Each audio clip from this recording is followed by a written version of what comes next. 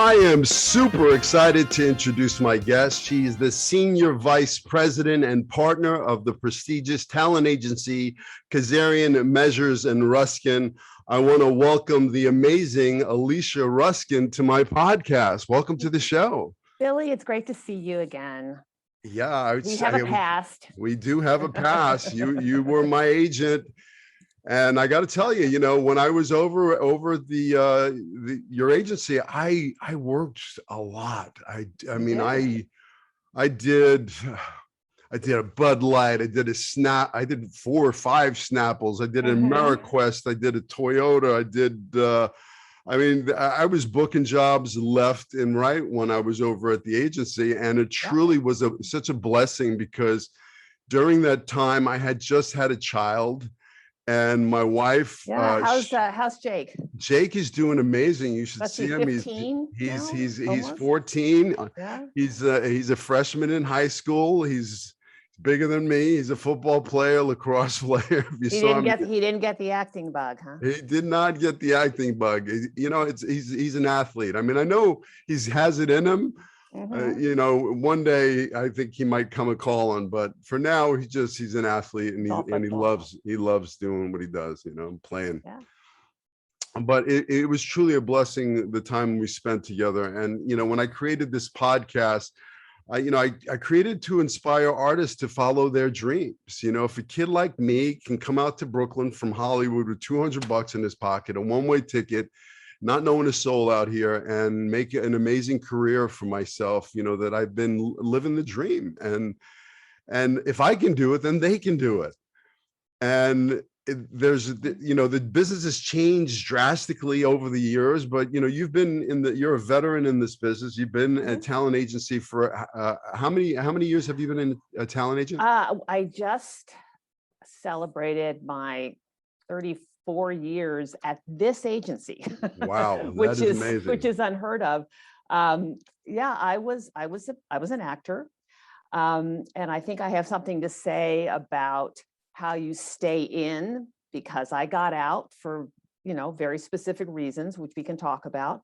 But I was just making some notes before we talked. I'm thinking, what would have encouraged me to stay in a little bit longer? And I have some thoughts about that as well, because I think it's an actor, it's such a weird kind of thing where you've got a person who is the most sensitive person, an artist, and you put them in a profession which is nothing but constant rejection. So it's that thing where I feel like these are the bravest people on the planet, artists, because it is so very, very tough to make it. And the vision that you have to have for yourself. And there are very specific things that I think you need to set up in your life to be successful as an actor. And we can talk about that. Well, I would love to talk about that. I love first what you said. The key word for me was vision. You truly have to have a vision. You have to see yourself achieving it. I believe if you see it, you believe it, you can achieve it, but then you have to go after it with a vengeance and truly go after the dream and know that you're going to get no's. No's are okay. No's mean you're in the game. Every no truly, I feel, brings you closer to a yes. You have to get in there and get some no's, Yeah, I think the vision is important because sometimes it's the only thing that you're going to have, especially, let's say we're talking to the younger people who maybe just out of high school and getting on that plane and coming out to LA or New York, or maybe they're just coming out of drama school. And you're just full of that passion and that dream and that vision for what you want to be and what you want to do. And as the years go by, the people that you were in school with, some of them may have veered off in other directions, and they have families and they're buying houses and they've got careers because they aren't doing what you're doing. And so that sense of like, oh, I'm missing out on something. You still have your dream. You still have your vision. If you talk to your friends, they gave up their dreams. That you didn't. So you have that something that's precious in you, is that knowing that you have something to say as an artist, you have something to give to the world, and that has got to keep you going when you're maybe not living in a great place and you're still working a few jobs. And like we've talked about, the only way to really fail is to give up. And the people that are successful are the ones that have hung in there longer than the people that gave up. You know, it's going to take longer than you think it is. It's going to be more of an investment than you think it is. That's what I always tell people. Is it might come quickly, but it probably won't. And just know that you're in good company. Read a lot about the people that you really admire, the Allison Janneys of the world, or the people that maybe made it a little bit later in life. And they kept going, and they got what they wanted. Absolutely. You never quit. You know, I know so many actors. I've been in this game, you know, I came out in 84, you know, with that $200. And, you know, I've seen a lot of actors come into town and a lot of them leave, you know, and I've seen the young actors. I mean, I remember, you know, Robert Downey Jr. hanging out in my little dumpy little apartment, or Johnny Depp when he came in, he was sleeping in his car, or, you know, Ray Liotta. I mean, all of these actors, I saw them come in, you know, I was, you know, in that we were working together. It was, you know, but it's those actors that, you know, it is such a roller coaster ride that sometimes it's feast, sometimes it's famine. There's all this stuff that comes in, self-doubt, you know, and it's really staying true to the vision and knowing that your very next audition could be the one that changes everything for you. There's things in your control and things out of your control. You need an enormous amount of luck in this business. I say everybody gets a break. Everybody gets a break. Are you ready for it when it comes? That's the thing. You have to be ready you get the big audition with the big director and your craft isn't where it needs to be. That break may not come again. So what's in your control is training. I think you need one really good teacher can really change it for you. Everybody seems to have like that one coach. Billy, you're probably it for a lot of people, that one coach that is just really got your mind turned right about what this business is and really is on you in a good, loving way about your craft and doesn't let you get away with crap. The other thing you need is community. You need a group of people, not just the other people at your cater waiter job necessarily, but people who are doing what you're doing and maybe a little bit ahead of you. So that you're on the field. Maybe you're not making any money from acting, but you're working in some capacity with other performers or other artists or writers or directors. And then you also need some way to keep the money going when the acting isn't paying. And that's where today is easier in some ways than when you and I were coming up, in that there's a lot of things you can do online. I mean, remember, like, don't get a day job. You got to keep your days free because you have to audition during the day. That's still true in some ways. But, you know, now you can make your own hours. If you have some kind of business that you can do online, you can work in the middle of the night. I don't know if day trading's still a thing. That was a thing briefly actors were doing. I think it's just as creative to find the kind of work that will sustain you and pay your bills until acting does, as being an actor.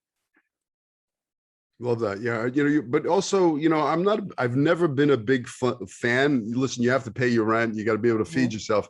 But I've never been a big fan of plan Bs, because I've always. This isn't plan B. No, this isn't plan B. These are just pay the bills kind of a job you can leave at a moment's notice, for sure. Because most people leave acting because they're broke and they have to work. They have to go home because it's cheaper at home, or, you know, it's like dad keeps calling. It's like, come into my business, kid. Yeah, I'll make you a star in the plumbing business. Well, but you have to have skills in some way, because you have to, the investment, you have to have photos. I will not have more than 2 conversations with a client about photos because they're broke. They're no longer a client. You can't have an agent and be too broke for pictures. You're not a professional actor.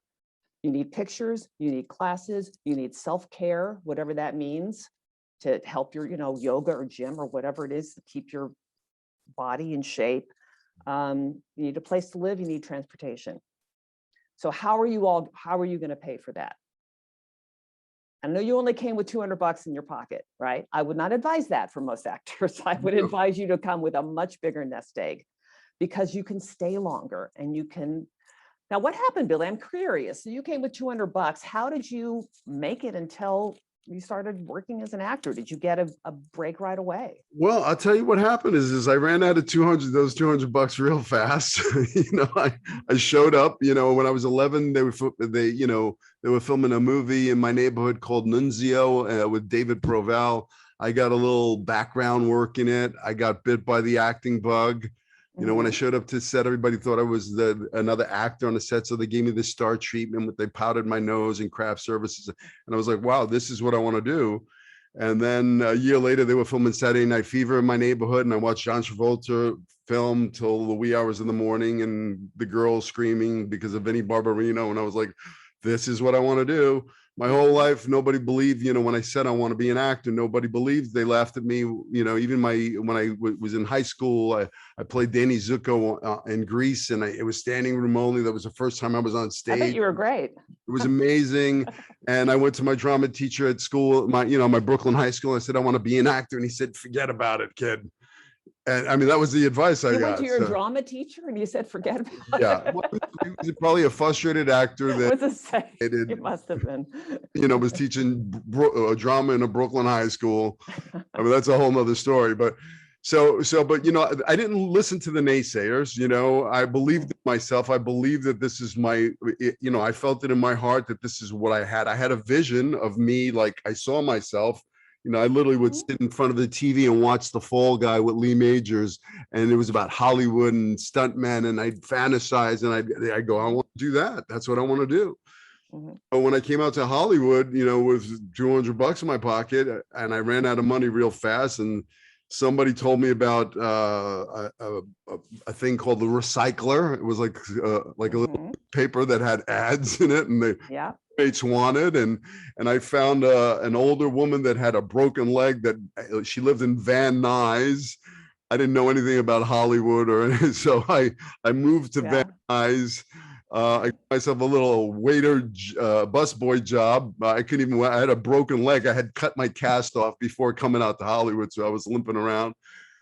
I got a little job as a busboy, and I, negotiated with that lady that when I got paid, I could give her some money to, keep, and then I knew I had to find an agent. I said, I have to find an agent. So I got a list of agents from the Academy Players Directory, and I went down the list of agents. And this is, 84. There's no cell phones. There's no GPS. You made the rounds. I was literally knocked on doors going, I've arrived, No, but I had studied. I had studied at Lee Strasberg in New York City. I did my first play at Actor Studio, So I was coming out here. I was promoting myself like, I'm a serious theater actor from New York. I just, so that's how I was, but the doors slammed in my face. Get lost. No. And I went through the A's, the B's, the C's, the D's, no's. And I kept banging on the door, and I found an agent, the Yanez Talent Agency. Are they around anymore? No, I don't know if they, he was partners with Jim Bridges. Oh, okay. Which was Todd Bridges' dad. So it was like Yanez Bridges or whatever. Yep. So long story short, I know them. Yes, absolutely. Yeah. So long story short, I banged on the door, and they let me in, and I promoted myself, and I said but then there's agents that kind of sleazy agents in Hollywood. What? Yeah, the first day I met him, Bob. First day I met him, he opened up his drawer,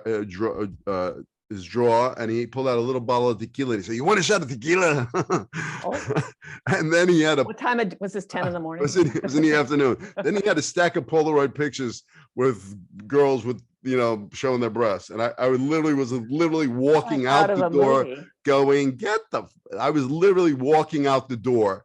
And he said, wait, there's a show called the Fall Guy or whatever they're looking at. I went, what? The Fall Guy? That's my show. That's my show. I said to him in that office, I said, you get me that audition, I'll get that part.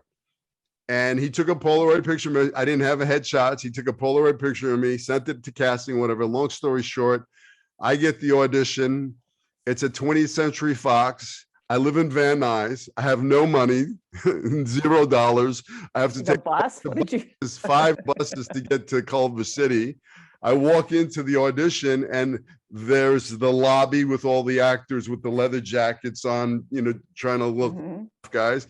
And I was literally off the streets of Brooklyn. My leather jacket was real, Yeah, right. You were the guy. But the funny thing is the character's name was Billy, and he was a bully, and he was bullying kids to deal drugs. That was the character. I had a diamond pinky ring that said Billy on it. I literally walked into the lobby and I put my fist in every one of the actors' faces. I said, what does that say? Billy, that's me. You can go home. And I literally told everybody to leave, all of them to leave. And then I went into with casting, and I was threatening. The scene was, I'm threatening another kid. Let me tell you something about me. I'm either going to be your friend or your enemy. So it's up to you. And as I'm threatening, I reach over and I grab the casting director and I pull her out of her chair, and she went, time out, time out, time out, time out, time out. She goes, number one, she goes, never, ever, ever, ever, ever, ever put your hands on a casting director ever again. And I said, oh, I'm sorry, it's my first audition. I didn't know. She goes, number two, she goes, you're not leaving town, are you? And I go, no, why? She goes, because you got the part. She goes, you can't tell the other actors in the lobby because I got to read them out of courtesy, but you got the part. So I walked out into the lobby and said, go home. She told me I got the job. You told them already to go home. Yeah. So, but the valuable lesson is, and you never want to do any of that, ever, any of that. Never. Do what I say, not what I. But here's the beautiful, valuable lesson that I learned on my very first audition is one, I owned that lobby. As far as I was concerned, I was Billy. I was Billy. Billy was me. Now, how does an actor do that now? That's preparation. It's about creating a character, doing a backstory, bringing a character into the door, the wardrobe, an animal, just having fun, making choices. Talent lies within your choices. That is how you own a lobby. That gives you comfort. That's how yes. And that's how you own a lobby, Billy. Yes. I mean, another actor could not say, I'm going to do what Billy Gallo did. Correct. It just wouldn't work because that's you. That's authentically you. That worked for you. Yeah. Somebody else is going to come in, be more private, sit aside, save it all for when they walk in. I think it's important to know as an actor, along with learning character work and craft, knowing yourself very deeply, knowing what makes you tick, what is a successful approach to auditioning for you. And I know that's what you teach as well. Yeah, everybody is different. But I do know what's interesting about your story is that one thing that you don't want to do is play it safe as an actor. You really have to take chances. You have to risk. You have to, you don't want to necessarily vault over the table and attack the casting director. But at the same time, there's no right answer. A lot of actors go in going, I want to do the reading that they expect me to do. They don't know what they want. They don't. That's the other secret. They want someone to come in and show them what they want. Change their mind. Or change their mind. Yeah. And as an agent, that's the way I'm thinking creatively on my end is, okay, they're saying they want this, but I know my actor, Billy, they want a woman, but I really think Billy could bring something to it. I mean, I'm trying to, as much as I can, kind of maybe not break the box, but at least give them some other options as well. But the other part of your story that I liked was that you just kept stepping up, knocking on those doors, whatever that means now. I have a story about a client that I saw in a class, and there was something about him, but he wasn't ready yet. So he emailed me. I said, Scott, not yet. And he just, every so often, he would drop me an email. He would send me a video. He would made videos of himself from class. He was getting a little better. And about 6 months after we met, I signed him. He's probably shot 50 commercials in his career. Wow. So So you just have to know that maybe you're not ready, or maybe that's not the right agent for you. But if the door is open a crack, take advantage of that. I've handed people my card, never heard from them. Now, maybe I wasn't their cup of tea, but a lot of times people get in their own way. Sure. They hear yes and they think no. I've had clients, I tell clients, you need a hiatus. You need to take, I'm not going to drop you. You need to take 3 months and get your head right, because you are walking into every audition with a negative, I'm not going to get this. It's just not working. I might as well quit. You're walking into auditions with that frame of mind. And yeah, it's a killer. So, you know, I'm glad you brought that up, because it's a great, you know, I have a story about that I'd like to share, you know. Mhm. So, you know, we started the podcast and I talked about, you know, the amazing run I was on, you know, the Snapple that turned into 5 Snapples, the Toyota, the Bud Light, the AmeriQuest, the Diet Mountain Dew, you know, I was booking. And then I was going through a rough time in my life. You know, I lost my 11-year-old niece to brain cancer. I lost my stepfather to prostate cancer. My wife and I had a miscarriage. My dog ran out and got hit by a car and died. And then my wife got cancer. This happened in a 1-year period for me. And I was literally like, and I had torn my rotator cuff, and I was in a sling, and I couldn't work. And I was in the worst place you could possibly be. I was literally, life was just, you know, beating me up really, really hard. But, you know, I'd go from one hospital to the next hospital, to like lobby to lobby, you know, hearing bad results, and just, you know, so I got like PTSD. Like I would sit in a lobby and I would be thinking people are going to die, because that's what I was living my life. You know, I had been in so many hospitals, any lobbies. So any lobby, I was associating like a commercial lobby to like a PTSD, like people are going to die. You know, it was like, I was in a really bad place. But what happened is I had a baby at the time, you know, I needed the money. So there was a desperation element that was coming to the door. Like I was desperate, but I was not in the right mindset. Like I was dealing with death, and I wasn't in the mindset to go in there and have fun and really play. Yeah. And it changed the game for me. I stopped getting callbacks. I stopped, you know, booking roles. And I know exactly what happened is I won desperation. I needed the money. I needed the insurance. I needed the, you know, because of the cancer and the whole that stuff. So I had put so much pressure on myself, like going into the room, that they could smell desperation a mile away, you know, and they also can smell an actor that's having fun and making some big choices and is in play. There's 2 different vibrations there. Can I ask you, or if you were going to get to this part, how did you come through this and start to work again? I really truly had to, first off, I had to deal with the grief. One, that had to be dealt with. And I had to, I really started taking meditation. I started meditating. My wife, during her beautiful, she's cancer-free, but during her journey, you know, one of her dreams was to teach yoga and meditation, and she started doing yoga and meditation, and you know, she'd come home and she'd be all excited about this yoga meditation stuff, and she said, you got to try it. And I was like, you know, me, Billy from Brooklyn, and meditating? Yeah, I don't think so. With your mind going a million miles. Yeah, I couldn't shut it off. You know, It was like a bunch of noise. I was like a noise machine over here. And it was truly like, you know, it was, you know, listen, I had a rough childhood. So there was events that happened in my childhood that I created stories around, that I carried around as truths that weren't really true. They were lies. A little boy created them. So I was living in, I was dragging a lot of baggage around from my childhood. And once I got to like let go of that and free myself up and really get out of my head and get into my heart. And I only learned that by meditating. I started taking meditation, and then I started taking my teacher training, and now I teach it to all my students, because I think it's, in order for an artist to really play their instrument, and they have to be relaxed.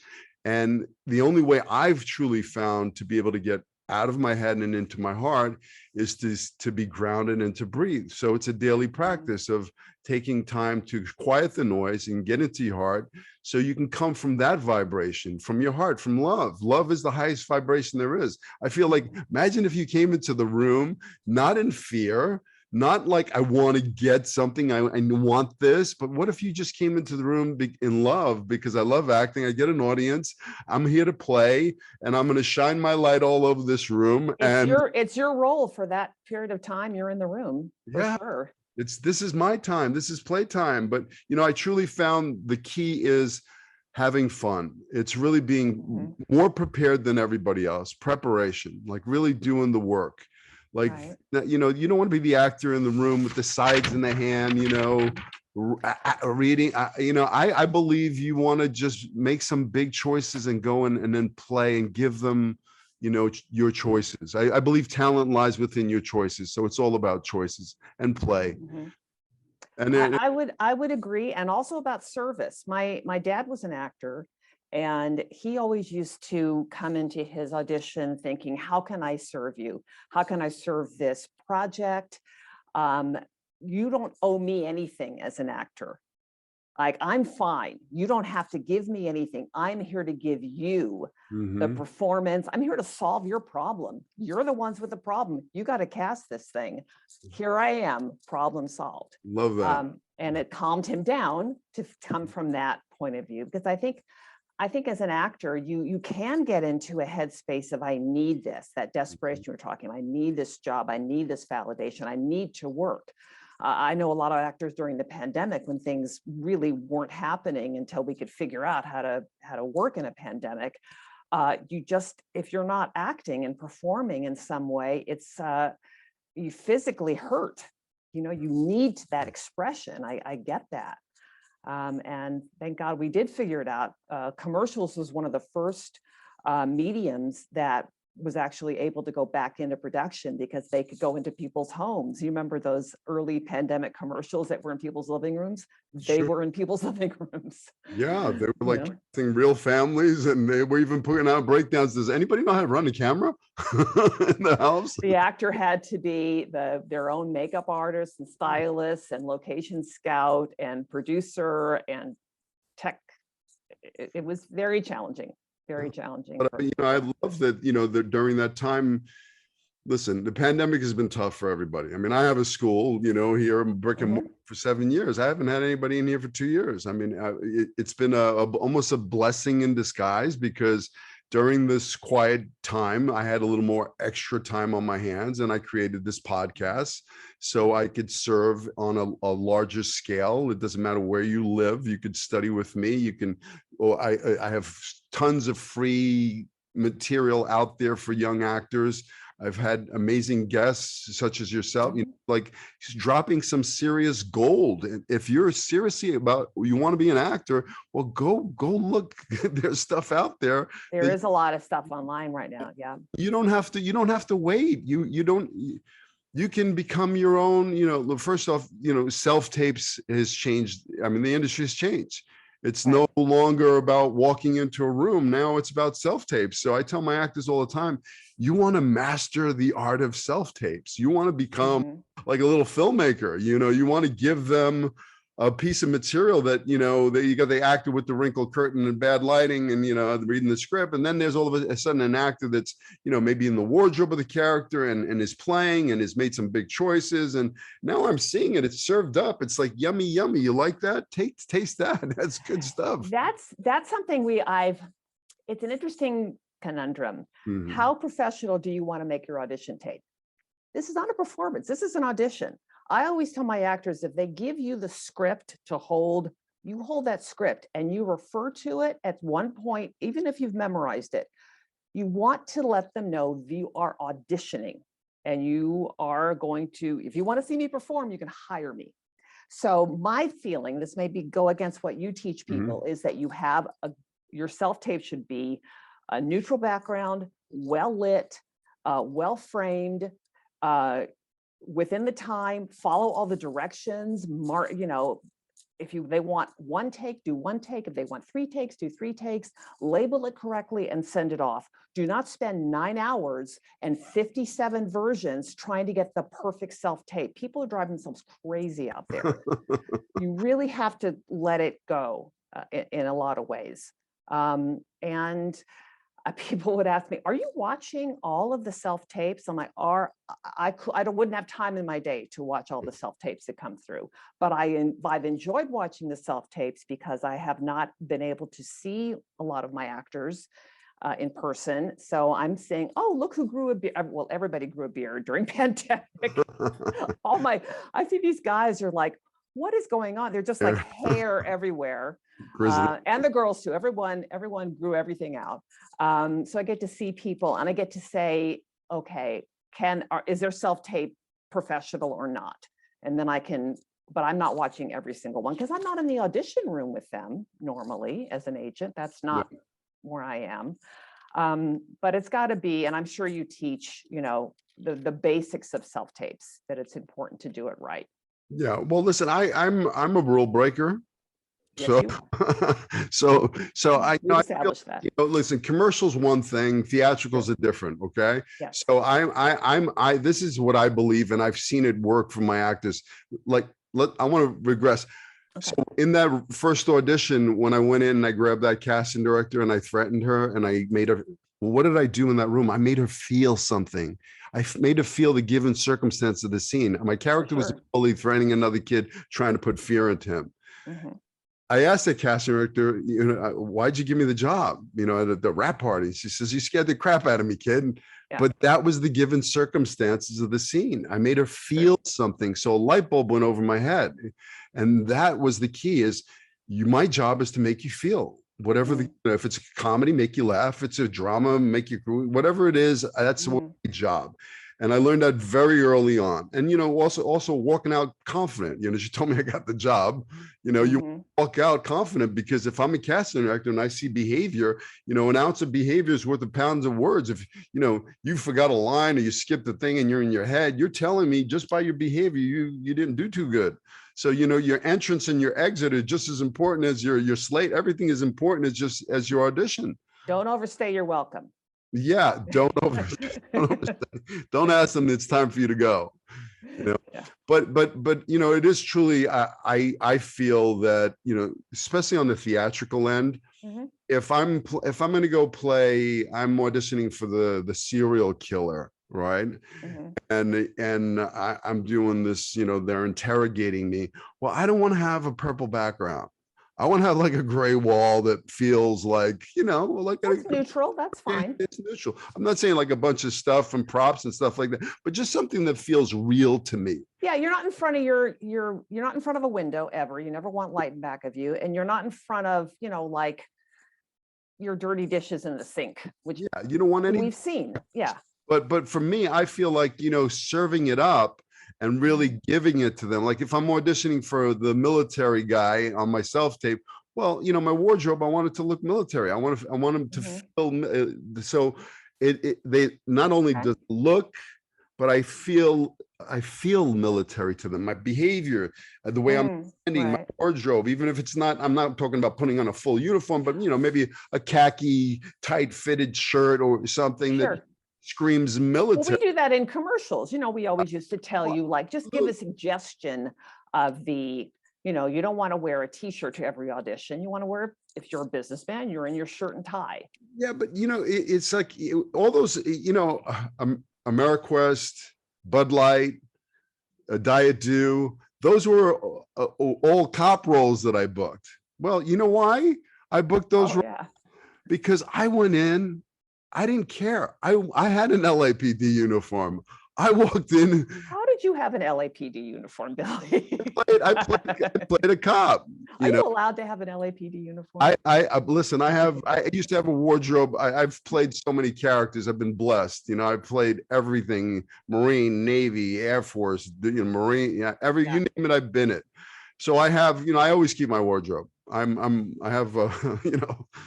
Just Mhm. that because I always felt like, you know, if I had to come back and we had to do reshoots, I feel more confident that I have it. I know I'm Okay. going to be able to bring it.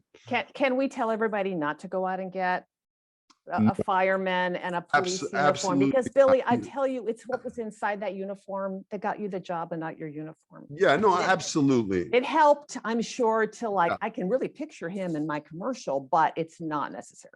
Yeah, it's not. Okay. It's not necessary. I agree at 100%. You don't have to wear the cowboy hat and the thing if you're Right. auditioning for, you know, there's a fine line. You want to give a, Mhm. you know, like if a suggestion. So, I mean, you know, a blue shirt with a white t-shirt on underneath it feels Mhm. LAPD and Right. without the badge and the radio and all that other stuff. That I'm not a fan of.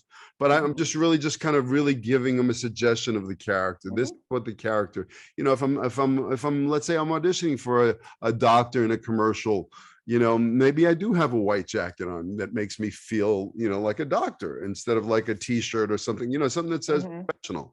Yeah, because You know, you played a lot of other roles as well. I did. I've played many roles. And I've been blessed. I've played so many characters. It's, you know, I've lived hundreds of lives.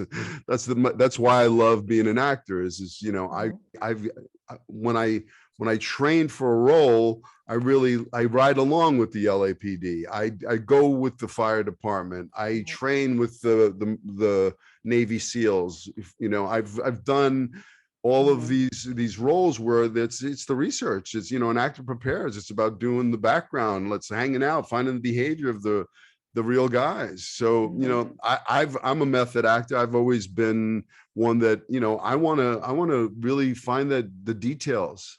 I want to spend Mhm. some time. I want to find that behavior. I want to find that walk. You know, there's very specific stuff, you know, cops do, you know, the way Yeah. they wear their glasses on the back of their head like this. They got the bulletproof vest. It's uncomfortable. You know, there's behavior that is cop behavior that just cops do, you know? So as an actor, you know, you want to be a sponge. You want to open up your eyes and go, I may have to play that guy one day. I want to, that guy or that person in the supermarket or whatever. So it's just data for your actor toolbox. This makes me think it's interesting about kind of the types of roles. So what do? You have an actor come in, it's a good actor or actress, say, and they're not really sure about, or they think they're one kind of type of character, but they're really somebody else. And I always find that challenging to say, okay, how do I find out the kind of roles that are good for me? Or if I feel like I'm the leading lady, but I'm really a character actor. I mean, how do you coach people to kind of accept what walks in the room? Well, you know, first I do a little bit of an excavation with my actors. I want to know what you Mhm. got. You know, everything your life experience, your highs, your lows, everything in between, the good, the bad, the ugly. That's your goal as an Do an actor. inventory. Yeah, you know, I want to know what you have, you know. So we want Mhm. to start building your actor toolbox. And then we want to, maybe there's some stuff, some story, some weeds that need to be pulled, you know, and let's use Mhm. that as fertilizer to plant the Mhm. new seeds of the confident you, this, you know, the Right. unstoppable you know, but we got to figure out what you have to work with. What is your Mhm. castability? You are a product. You're selling a Mhm. product to Hollywood. I knew when I came out to Hollywood, I knew exactly what I was selling. I was selling the New York street kid. And you know Right. what? I sold it to them. They bought it. I mean, I got my own TV series, you know, with Matthew Perry, that, you know, they were looking for a surfer dude from Venice Beach with a parrot on his shoulder. That is how they explain my character on the show. But you know, I grew up watching Happy Days, the Fonz with the leather jacket and, you know, cool. And I was like, Mhm. I see this guy like the Fonz. So when I Mhm. went into the audition, I wore the leather jacket, the wife beater, the gold chain, the perfect hair. I laid up the accent thick, the New York accent. I served that up to them. Those were big choices. It was against the grain, but Mhm. they went, yum, yeah, we like this. Okay, Well, well, that's a perfect example. So you didn't try to change yourself to fit what they thought they wanted. no. Somebody had enough vision to think, I'm going to bring in Billy Gallo. I mean, they had to ask for you at that point, even though probably nobody would have seen you as a surfer guy. They just knew you were a good actor and would bring something to the role. I think that's important for actors to know, is that you're always going to walk in the room with something. Like back when I was acting, people would say, I would never believe you as somebody who was naive. You seem to have everyone thinks I'm from New York, I'm from LA. And you have a certain an intellectual capacity. You look like you have a lot of opinions, and you wouldn't come across as somebody who was just some girl from a small town who really hadn't been anywhere or seen it. That would be so antithetical. So these are the kind of things I think, like you're talking about, like how you train up your actors, like, be confident and also know who you are. Yeah. Well, first off, I don't teach acting. I don't want to see anybody act. I want to see you be truthful. I want to see, what do you have? Okay. What's your soul? Why don't you leave a piece of your soul in that room? Why don't you, what do you have? How do you substitute? How do you personalize? How do you make this real? So you're not acting. How do you take you and leave a piece of you in that room? And if you do that, you're going to make a fan. The casting directors will become a fan of your work. And I found that if you have a couple of casting directors that are a fan of your work, they're going to keep bringing you back in, because you make them look good in front of the producers. You deliver, you book that job. It's like, I think Ross Lacey was like, all of those jobs came through one casting office, Ross Lacey. They used to book me left and right. But you know what? I made a fan in that room with that casting director. That's definitely, we tell our actors that as well. Say, make a fan of that casting director, just like you said it. And that's the win, because you're going to book eventually. Because, the reason why you don't book has nothing to do with you most of the time. It really has to do with, they just went older, younger, taller, fatter, thinner, whatever. It just wasn't your time. But that casting director, you made them look good. And that's what counts. Yeah, and you made a fan. And if you get a bunch of casting directors that are a fan of your work, you're going to work. I had some great casting. Vicky Rosenberg, God rest her soul. She loved me. She brought me in. I got Who's the Boss, Married with Children. She would bring me in all the time, and I'd go in there and I'd land those roles. There were casting directors that I'd go in and I'd read for and I wouldn't get the part. And I thought they didn't like me. I created a story. Oh, she hates me. Blah, blah, blah. And then, 3 auditions later, I book, Jerry Bruckheimer's first foray into television, Soldier of Fortune. I booked that role, and I'm at the rap party and I'm talking to her and I go, I thought you didn't like me. She goes, I love you. She goes, what are you talking about? She goes, I was just waiting for the right project. And, this was the right project. That's another lesson, right, Billy, is that leave the audition in the room. Don't think about it. Yeah, let it go. Plan something right after an audition, especially if it's a big audition. Plan like coffee with a friend or a movie or something where you can just do something else and just leave it there. Because again, these stories you make up, you think they're thinking about, you don't know. You have no idea. And you're probably wrong. Anyway. You are probably wrong. Listen, there was sometimes I'd walk out of the audition like beating myself up, running my lines. It's over. The audition's over, but I'm running my lines in the car on the way home, and I'm, and then I get or you come out of the room and you're like, well, I booked that one, and then you never hear anything. Yeah, so that's just as bad. yeah. But then I get home and my phone rings. My agent calls and says you got the job, and I'm like, what? But don't they know I was terrible? You call them back and tell them no. But to answer your question, to go back a little bit with my actors, I like to do a castability survey. I like to, I have a printout, and I ask them to go make some copies and hand them out to your friends and people, or whatever. Yeah. Let's take a survey. Let's see. Oh, everybody says, oh, you're definitely a doctor or a teacher or whatever. Well, great. Then maybe that's kind of like, we should focus on that a little bit. Let's work on some material that shows you doing that. Let's say I'm talking mostly on the theatrical end, but commercials is the same way. Yeah. He says, I see you as a cop. You get everybody going, oh yeah, you're definitely a cop. Oh, great. Let's find a piece of material of you playing a cop. Let's film you. And then you'll have that little piece of footage of you playing a cop. So when they, click on, also, how about having that, and this is my own personal opinion. I'd love what your thoughts on it, but having a headshot that speaks to the character, like if I'm looking to cast a cop and you have that blue shirt on with the white t-shirt underneath it and feels like cop, I'm going to look at that picture and I'm going to go, oh, that feels like a cop. Well, here's where, for sure, commercially, you want 4 to 6 very different looking headshots for your your profile online for commercials. Theatrically, I've heard from my theatrical counterparts, they don't care. They don't necessarily need you to look like that. They need one or two pictures where something is really going on, you're wondering, and then it's a resume. It's right to the resume. I feel like theatrical photos are, you're wondering what's going on. Commercial photos, you're clear what's going on. You never want to be opaque in a commercial photo, like, oh, I'm so mysterious. You don't want to be mysterious. No one's mysterious in commercials. You're right out front. You're not necessarily have a big smile.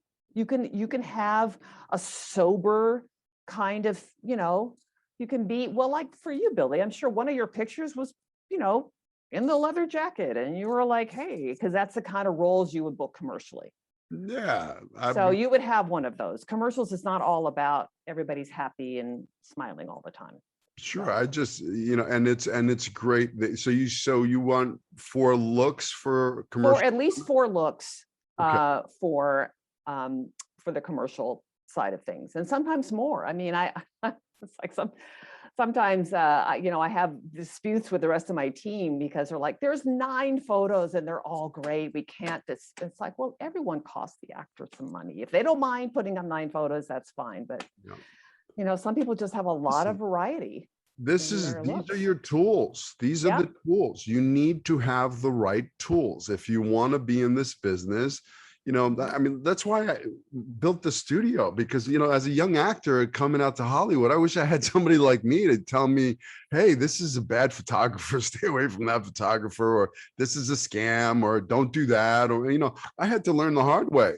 I've studied in so many acting classes. I've been with some great teachers, some horrible teachers, so truly I created this studio as a safe place for artists to grow, to try to stretch, to fall, to dust yourself off, get back up, to play, to really figure out what is my cast ability. Oh, well, I might play a character with an accent because I got a Spanish. Well, this is the time to be working on your Spanish accent. Not till the day before the audition and try to figure out, oh shit, how do I do a Spanish accent? Like there's always something to do. You could sit in a park and watch people. You could do your sense memory work. There's always something that you can be doing as an actor. You could be writing, you could be creating your own material. We were talking earlier about the difference between then and now. Well, now we have phones that can shoot movies. It's so amazing. There's no reason why, if there's some downtime, you and your community, which you have, can go out and do some work. I preach that. I have, I created a 30-day self-tape challenge for my actors during the pandemic. So they had to create a self-tape. They're constantly working on their craft. So they're not the actors waiting for the phone to ring. No. They're the actors that are training. So when that preparation meets that opportunity, then you get lucky. And my actors are booking jobs left and right because they didn't lay down during this time. They stepped up and they've been working their craft, and they have footage. So now they've collaborating, they're writing together, they're shooting together, they're using each other's resources, they're creating short films. And, this is the time to do it. I mean, you have this little device, this little, I got this is not an iPhone ad, but the iPhone 13 camera, shoots better than my expensive DSLR camera. Well, yeah, Steven Soderbergh would agree with you. Yeah, I mean, it's amazing what you can do now. You can edit, you can write, you can film. You don't have to wait for anybody. Back in the day when I came into Hollywood, I actually had to book the job and then have this guy Jan Natarno recorded on a 3/4 tape, and then go into him and Daddy, what's the 3/4 tape? Exactly. Or VHS tape, but now it's everything. Let's talk. The industry has changed drastically. Okay, back in the day, you'd have your VHS tape and your black and white headshot, or now what is it? I mean, I know it's all digital submissions now. I mean, do actors even, should they print out their pictures? Should they have a hard copy? There's really no need to have hard copy anymore. So not even, okay, so no hard copies. So now, how do you feel about back in the day, we used to carry a little portfolio with a book, with the pictures of, so now it's Instagram or social media that, like I know for models, a lot of the times they're looking, or, they're at their social media. They say, what's their social media handle? How do you feel about actors and social media? All right. So 2 things. First of all, know that the buyer is looking at your social media. So you want to be careful what you put up there. You don't necessarily want to have your name on the one where you're drinking every night with your friends. Yeah. And yes, sometimes the social media following can mean the difference between being hired or not. I hate to say this because people are going to freak out about it. It's like, no, that's not the number one thing. And it's a very small area in which they need that social media to drive the marketing of their project. But social media takes an incredible amount of time to do it properly. So if you're not going to really put in the time, then don't worry about having a professional actor social media account. It's fine. You can still survive in this business without having, 1 million followers. It's absolutely fine. But if you do it, get some advice. Again, there's a lot of online help with that kind of a thing, and just make sure it's current and that you're posting things that you would be proud that someone would see 5 years from now. And don't post anything that's you have to sign a lot of NDAs. There's a lot of confidential material that's involved, especially in the commercial world, also in the theatrical world. Obviously, you don't want to talk about a project that you're involved with until you have the permission of the people making it. So you can say, hey, I booked a commercial, but you can't say, hey, I booked a T-Mobile commercial necessarily. Yeah. And you can't post it until it's public. That's great advice. I tell my actors all the time is you're a brand. You're creating a brand. You as an actor, you're selling a product. So you got to know what you're selling. Okay. Well, like for me, I knew I was selling this New York street kid. Okay. And that's what they bought. Okay, I was selling Teen Idol, I was on the cover of Teen Beat and Hunk of the Month and all that. But I knew what I was selling, and they bought it. And then, that was the door in. I knew that's how I got my foot in the door. And then, they try to typecast you and put you in a little box and say, oh, you can only play these kind of roles, the New York Italian, and then I had to fight my way out of that box to start playing Latin roles and different roles, and changing their mind on me. I don't have to only be the criminal. I can be the good guy. So there was but there's always if you know what you're selling, there's a way to get into the door. I tell my young actors, especially commercially, like, if you're 6'5", you better know how to dribble a basketball because you'll probably get into an audition where they're going to ask you, okay. Or play volleyball if you're a woman. Well, yeah, but you got to have special skills. I feel like special skills help you like get in the door. Like I have one of my young actresses, she just got Taft-Hartley'd into the business. Taft-Hartley means when you're now, the producers pay a penalty for hiring a non-union actor and you get to become SAG eligible. But, she's brand new in the business, but she got in the door. She got a Taft-Hartley because they were looking, she plays the piano and she sings. They were looking for somebody who plays piano and sings. That special skill got her that part and got her Taft-Hartley. I have another one of my actors that I met at my pool. He's, a bodybuilder, strong guy, whatever, he's the ex-football player. Well, they needed football players for a commercial. They cast him, he got his Taft-Hartley, so I feel that, those things, your talents, your special skills will help you to get into the door because, getting into the theatrical doors, I feel a little harder. It's a lot harder. Yeah. Than getting into a commercial, yes. to getting into the commercial door. But, I know for me, listen, I've been, like I said, I've been very blessed. I've played, I when I first came out to Hollywood, I was like one of those actors. I don't do commercials. I don't do soap operas. I don't do commercials. And then you got your first few checks from commercials and you're like, I'm doing commercials. And then I was like, yeah, sure, exactly. But that's the beauty of it. I mean, I remember when I did Snapple, I remember they like, it was like the fourth commercial. They kept bringing it back, and yeah, they kept like, I had a recurring character on the Snapple commercial, but then they like paid me like for one day, like $17,500 to say well, you're welcome. But thank you. That's what we asked for. Yeah, but that's why you're an amazing agent, because you literally got me $17,500 to say 2 words. I said, got it. That was it. They'd established you as a character. They had leverage at that point. They couldn't get another building. You were that guy. But I do want to say something about why it's a lot harder theatrically. It's just the numbers. A commercial agent can represent hundreds and hundreds and hundreds of people, and they see many more people. Theatrically, that roster is going to be a lot smaller. So I don't want to say you'll never get a theatrical agent, and you can always get a commercial agent. It's just numbers in that way. That's the only reason why I would say it's a lot harder, because it's not easy to book a commercial. It's not. Some of my favorite submissions from actors looking for representation are saying, like, you know what, I want to do commercials for a few years before I get my big break in Hollywood.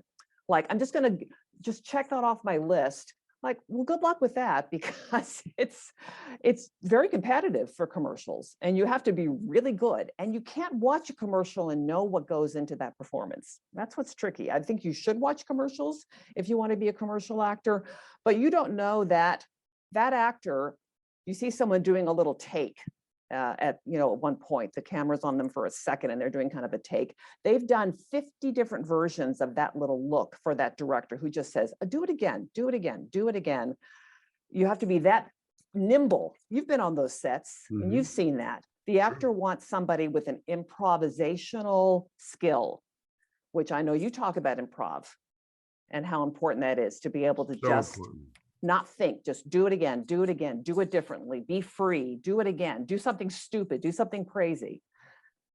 And being able to be directable is a big thing, to come in a room and make some choices, but then, if you're in the room with the director and they gives you some direction, give them exactly what they asked for. Don't give them the same shit, because what's going to happen is they may like you, but I need somebody, I need to know on the day, on the set, when I ask you to get a little, do this, you're going to give it to me. So in that casting director, in that room with the director, they're going to test you. They're going to try, let me see, do the opposite of what you just did. Give me something else. And you want to be the actor that's yes, and gives them exactly what they want. Because that's how you become a working actor, because 1, you make some big choices, 2, you're having fun, 3, you're directable. You put all those little pieces together, you're projecting confidence. That's how you become a working actor. And then once they work with you and you have a good reputation and you're professional and you're there on time, I believe truly your reputation is everything in this business. If you're one of those actors, good and bad. Yeah, good and bad, because if you show up late to my audition, well, guess what? I'm not going to hire you, because if you show up, you're my principal actor, and you show up late to my set, you're going to cost me a lot of money. So, you want to be there early. You want to be the actor that gets there early and sits there and maybe asks, I don't know if we're going to go back into in person, but, you go in there and I say, is there some new copy? Has the copy changed? Because a lot of times you may get a piece of material or they won't give it to you till you get there. So you want to make sure you give yourself enough time to actually be prepared, with them, spend some time with the material. Instead of going in there cold, because you're not going to give your best work, reading cold. So I truly believe it's about preparation. It's about reputation. It's about, really just outworking, out prepping, out choicing out everything. The other actors, you're the one that's there. You relax, you breathe in, you're grounding yourself. And now it's like when it's time to play. And then that's truly the key is play. Keep it in play. I know a lot of veteran actors that have IMDb credits like you can't believe, but they stop playing and they stop working. And it's sad because when I see some of these actors that, you know, they're really talented actors, but they stopped playing. It became a job. Like, I need this. I got to pay the bills. I got to pay the mortgage or whatever. And then the fun stopped. And then they stopped working as an actor. They need to meditate. Yeah, they need to meditate, exactly, but they also need to get back to the vision. Why am I doing this in the first place? Know your why. This is why I'm doing it. I'm not doing it to get rich and famous. I'm doing it because, you know, I was given this talent and it's my God-given gift. Not everybody gets it. People can paint, dance, whatever. This is my talent. It was given to me. So it's my obligation is to shine that light and play and have fun and make a difference in people's lives and make them laugh, make them cry, whatever it is, you know, that's your job as an artist. So great job. Yeah, it is a great job. It's an amazing job. And you know, I know actors that have been in this business a long time and they've done very well from this out. You know, you got to treat everybody, from the person, you know, the PA getting you some coffee, or, you know, the director, everybody, treat everybody the same on a set. You know, respect everyone, treat everybody the way you want to be treated, because you never know, that person, that little person getting the coffee could be running the studio. And I've seen it personally. I don't want to hear a client talk to my assistant in a way they wouldn't talk to me. As we hear everything, and that's exactly right. There's no excuse for that. What is your advice to a young actor seeking representation? Like, if I was I'm a young actor and I'm thinking of, I don't know, things have changed. I mean, do you even need to come out to Hollywood or New York? I mean, self-tapes, does it matter where you live? Again, for commercials, they generally don't want to, they won't travel people. So you have to, if you are in another state outside of a major market, you have to be willing to become what they call a local hire. Local hire. Right. But as I probably wouldn't begin representing somebody unless they were in Los Angeles, just because it's already challenging enough to kind of get people up and running. But that extra hurdle of they actually don't live here, I probably wouldn't start with someone. Maybe if they started here and then they relocated, we could try it. But how do you get my attention? A referral. If you happen to have on your own have encountered one of my clients who's seen your work, or a casting director, or anybody in the industry, that's a great way to lead off. If you have some material, if you've been in a show and it's online and you can share that with me, or you're going to be on, I don't know, a new show that's coming up, you can get that material to me. I like to see the people in action, see their acting work. We don't audition as part of a meeting, but we've already seen some work. And then it's like anything, you say someone's a product. Well, I have my roster of talent, and at any one time I may have enough people of any one particular brand, but I don't have these people. I always say if a Japanese grandmother comes into my office, I'm handing her paperwork immediately. There just are not that many women that can fill that role, that are available. So it's always changing and it's always fluid, and people, obviously their age ranges change. So there's never like the good time to submit. There's never a certain type you have to be. We represent all types of people. We have children, we have adults, all sizes, all ethnicities, all genders. So you just want to approach an agent when you feel like you've got something to give them. You know, you don't necessarily have to get an agent right away. Get some work under your belt, get some confidence, work with a great teacher. And then when you're ready, you've got, you know, you can invest in your photos and your class and your transpo and your, you know, whatever. You've got all that ready to go. Then you can step up and go, I'm ready to work with an agent. And it's as easy as an email. You know, we have a website and a submissions email, and I not every day do I sit down with my coffee and go through my submissions, but I'm regularly going through those submissions and looking, and we found people that way.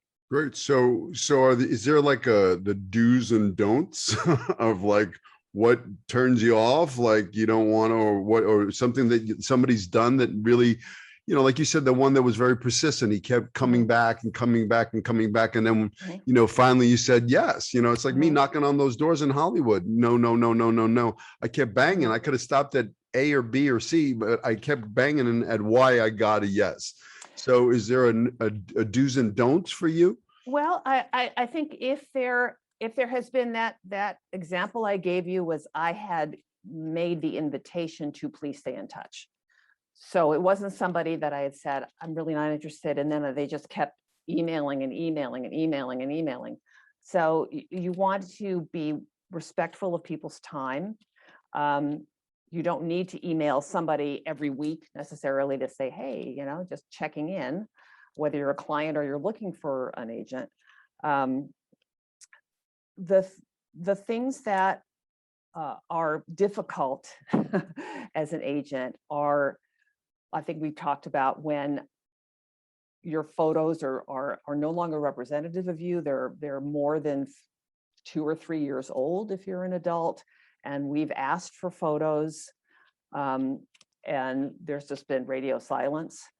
Or we send out an audition notice and we don't get a confirmation immediately.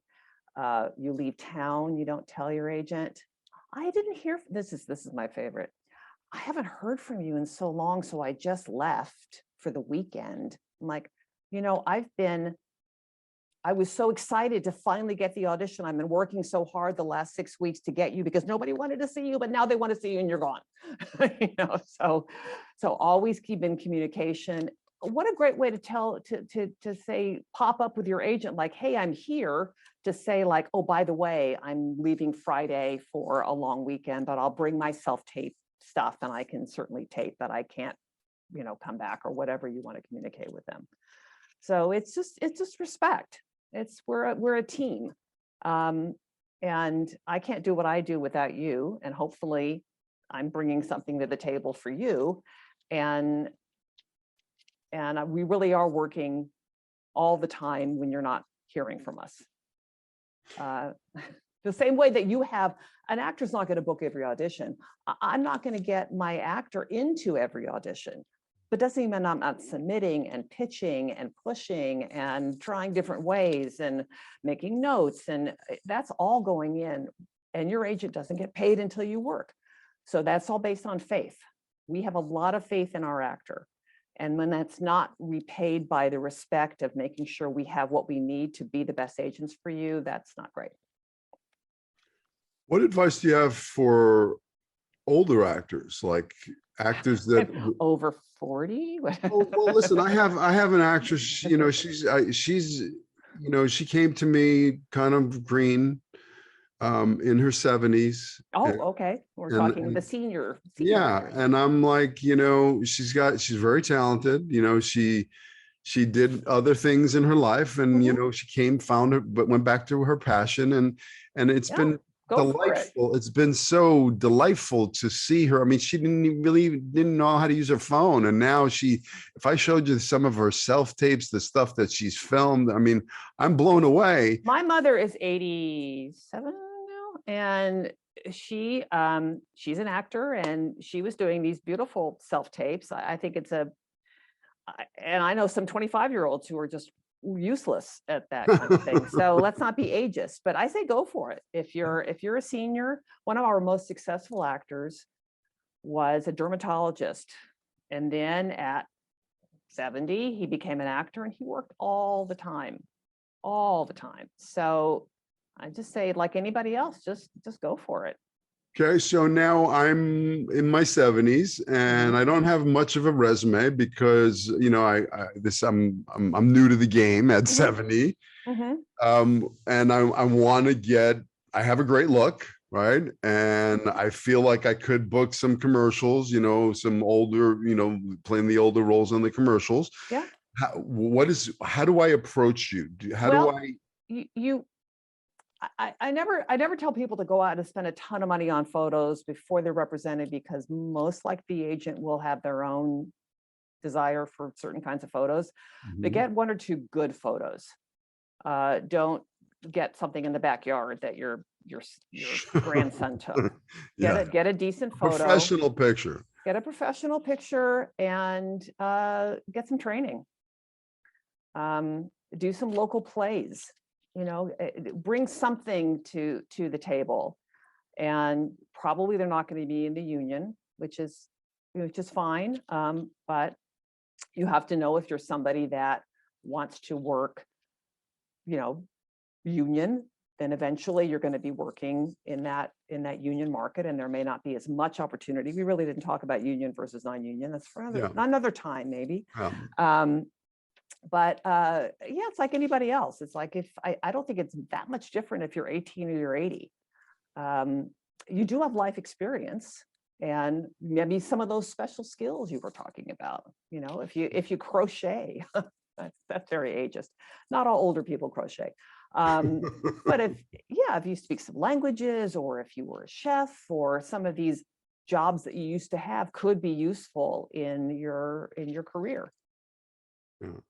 So 80, 18, now I'm a young actor. I don't have much, I have been studying my craft, and, I haven't done a lot of work. Maybe I've done some non-union student film, short film, webisode, whatever, so I have a few credits that I've got some stuff on my resume. And I'm not union.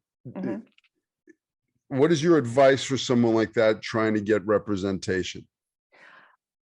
Really just along the same lines. It's actually more challenging to be 35 and not union than it is to be 18 or 80 with no credits. You know what I mean? It's like, at some point,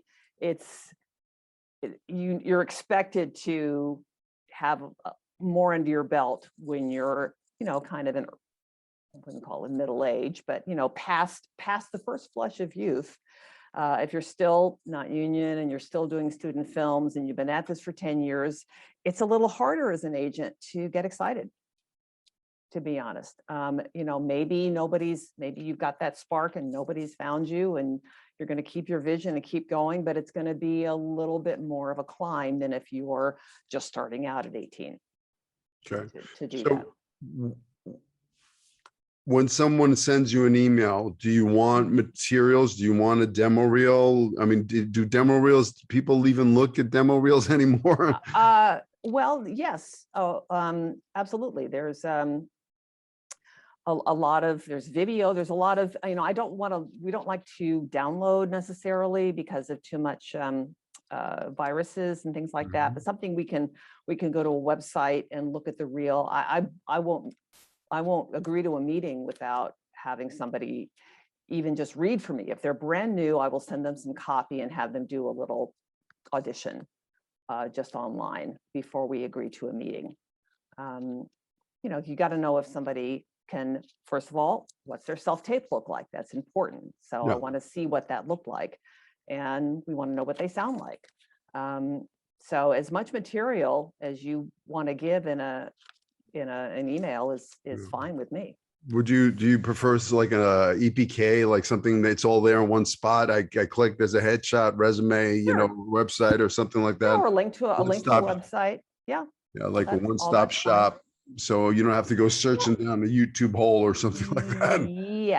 Yes. And you want somewhat of a cover letter. I've gotten emails and it's just like a series of headshots.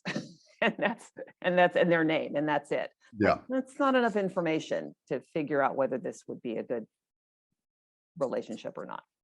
Great. So a little cover letter with headshot, resume, demo reel, that and kind a short cover letter. It doesn't have to go into kind of the story of your passion for acting, unless there's something that's germane in some way. If you come from another country, let's say, if I grew up in Russia and I started acting there and then I came here, kind of a story. but your credits, if you know anybody in the industry, your photos, your demo reel. If it's student films, for commercials especially, it's not very helpful if it's a very dark and moody and weird student film. I mean, God bless the student directors, Yeah. but it doesn't give me enough information to know Sure. if you're going to be great for that, you know. Would you prefer if they got a piece of commercial copy and they self-tape that? And If that's all they have, professional work is preferred. yeah, Actual work you were hired for, and this is sure. your copy of it. But I would say if you don't have anything, I would say just say, I'm just starting out, and let then the agent make the overture of, here, would you read copy? Okay. So how are you taking meetings? I mean, are you doing in person or are you doing virtual meetings? We're doing virtual. Everything Okay. is virtual still. So even with casting now, like, is it self-tape auditions and Zoom callbacks, or? In the commercial world, they're starting to do in-person auditions. They've been doing them since last fall. Okay. Under COVID protocols, they're not crowding everybody into one room. Everybody masks up unless they're on camera and speaking. So I guess it's still about 60 or 70% virtual self-tape or virtual like this, and then the rest is in person. Okay. Do you Sometimes see? the callback is in person if the first call is Zoom or self-tape. So do you see it going back to the way it used to be, or? Not 100%. Okay. I mean, you and I know that self-tape was never a thing commercially. Nobody wanted to see a self-tape. I had actors that were like, well, I'm out of town, but I could self-tape for this. And they're like, no, we're not going to do that. So that's completely changed. And I don't think for those small roles that they don't really need to see people in conjunction with each other. If it's just like a line, they'll continue to do self-tapes. But there's going to be a hybrid, let's say, model of self-tapes and in person going forward. You know what I love about you is that you are, you studied acting, you know the craft of acting. You give, I mean, workshops on auditioning and that kind of stuff. I've read somewhere. So, what is your advice to actors auditioning? As it coming from an agent's position, what is your advice for actors in auditioning? Well, I think we did talk quite a bit about that. I agree with a lot of what you said about having confidence, being of service, being prepared. If you don't have any copy, let's say it's a commercial audition and there's really nothing that you have to go on. It's like, what do I do? Be present. Walk in the room. If you're walking in the room, just feel the air around you. Just be present. The slate, for those actors who don't know, a slate is where you say your name. Sometimes you give them your hands, you give them a profile, maybe you say what your agency is. That is a lot of information. That can be 90% of that audition in commercials. So you want to make sure you say, hi, my name is Alicia Ruskin. You don't want to say, hi, my name is Alicia Ruskin. You don't want to upspeak in your slate because it's like, well, are you Alicia Ruskin, or is there some confusion about that? So you want to just state it out there. And then, like you said, it's a sense of play. I always think of it as that, well, for this, however long I'm on my self-tape or I'm in the room, I've got the role. Well, I can do whatever the heck I want with it. And I can try to do something a little different. I'm not like the other 40 people in the waiting room. I'm me, and I'm going to bring my own spin on it. And if I'm wrong, I wasn't meant to get it anyway. So, and at least I have hopefully made that fan from the casting director because I brought some life into the room. Imagine the other side of the table. They're sitting there, or they're watching, hundreds of these. It's like one after the other, doing the same thing over and over, saying the same lines. And then what makes them stop? And not stop in a way of like, you can't believe what an idiot this person, they ripped their shirt off or they did something inappropriate. But they brought some life. They brought a little spin to it. You be that person in that audition room. Love that. Yeah, it's about choices. It's about making some big choices and being memorable, letting them go, wow, who was that? You may not be right for the part, but I like that person. You came in and played and had fun. Yeah. That's what it's all about. I agree.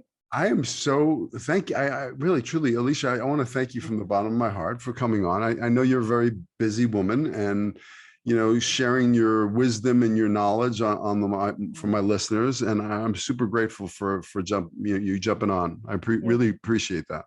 You're very welcome. It was really good to see you again. It's great to see you. Congratulations on everything you've done and achieved.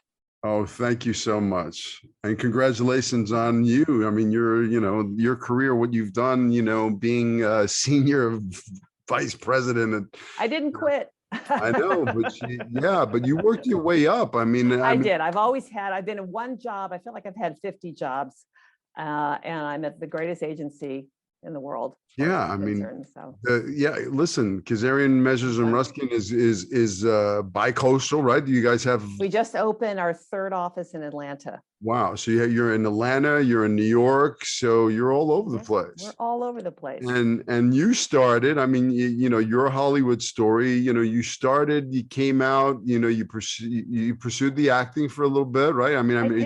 I did pursue the acting. I have a master's in acting. I studied at the London Academy of Music and Dramatic Art. And I'll tell you really quickly, what I needed more than my dream was financial security.